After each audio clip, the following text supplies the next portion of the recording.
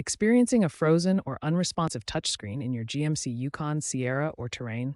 Most issues stem from software glitches. According to experts, 70% of GMC infotainment issues stem from software glitches. Start with a force reboot. Press and hold the power button for 10 to 15 seconds until the system restarts. If the touchscreen is unresponsive, ensure it's clean and dry. Rule out extreme temperatures, which can cause thermal throttling. If issues persist, check for available software updates via OnStar or USB. The latest is version 5.3.1 from July 2025, improving screen responsiveness by 40%. Make sure your update isn't interrupted, or it could brick the system. For hardware failures, especially on 2022 to 2024 models, recalls have been issued due to faulty capacitors.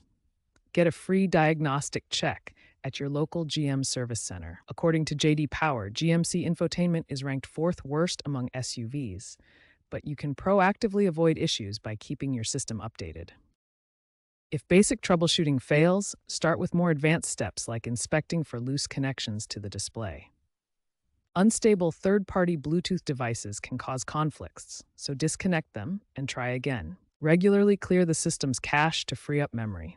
If problems continue after software updates, a dealership flash update might be necessary. To prevent future issues, stay updated with OTA updates. GM is integrating more voice commands via Google Assistant to reduce touchscreen reliance.